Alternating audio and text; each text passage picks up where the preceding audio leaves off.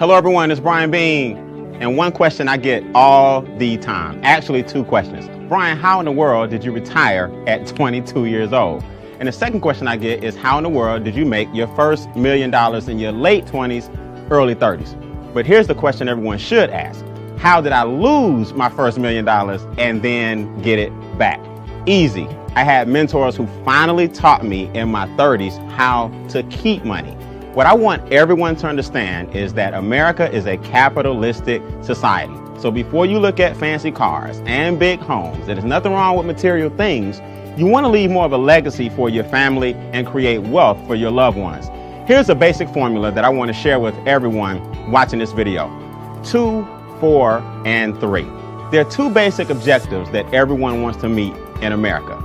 In capitalism, one is you want to make money to maintain the lifestyle that you currently have during your working years. That's very important. Another word for that is pay the lights, pay the gas bill, drive a car, have clothes on your back, put food in your mouth, and a roof over your family. Basic necessities. Now, objective number 2 is a little more complicated. The money that you make during your working years has to sustain you during your retirement years. In other words, when you retire, you will no longer have the labor income coming in. So where will you get the money to sustain your current lifestyle? There are 4 things keeping you from meeting your 2 objectives. Once you learn these, you learn the key to capitalism.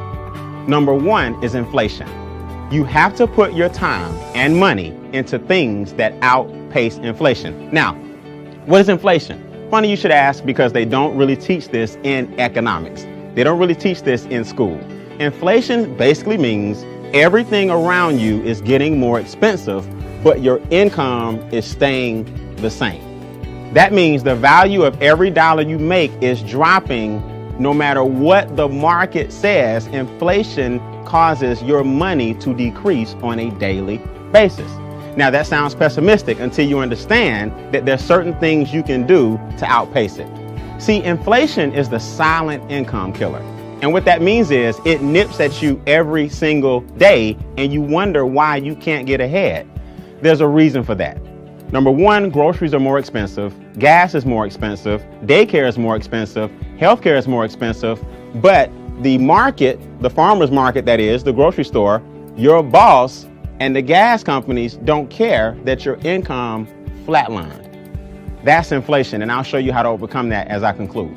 Number 2 is taxes. Now people say, Brian, you teaching tax evasion? No, I'm teaching tax protection. Wealthy people don't pay $1 more in taxes than they should, whereas most people with the W-2 give away 1/3 of their income to the government off the top. So what you want to do is understand the tax game and how it is played. If you have a W-2, there's nothing wrong with that. But most people with a W-2 basically work from January to April for the government. Which brings you to challenge number 3, debt.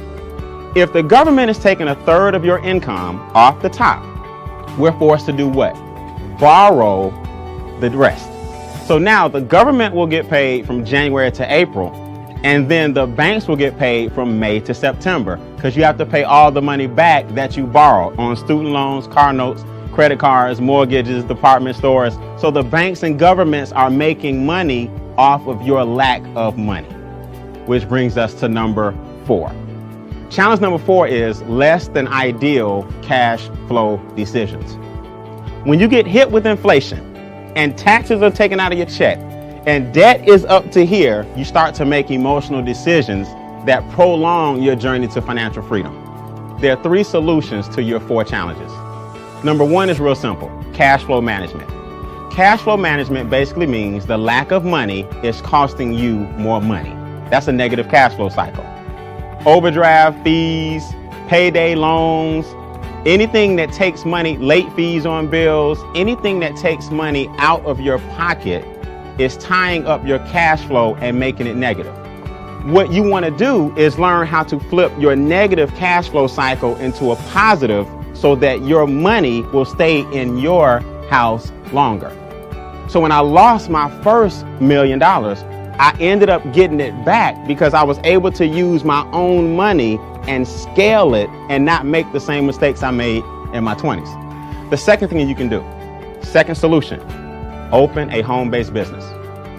A home-based business allows you to have the same tax benefits and the same tax write-offs as an individual that has 15 McDonald's, 17 Burger Kings, Donald Trump, Warren Buffett, Bill Gates. Listen, your small home-based business can save you a fortune in taxes.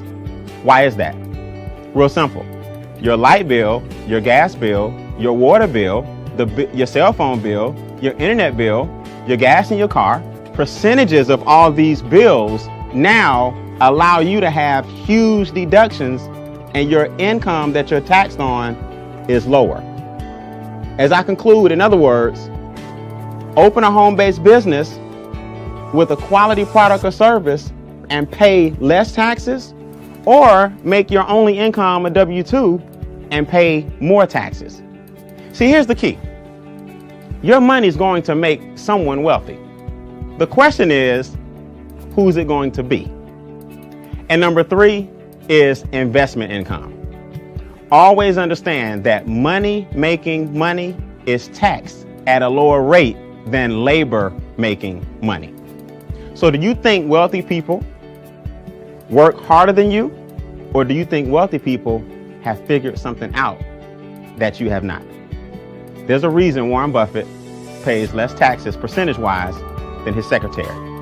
He understands capitalism. Remember, guys, making money talks, yes, but creating wealth whispers. I'm Brian Bean. Continue to create, sustain, and advance.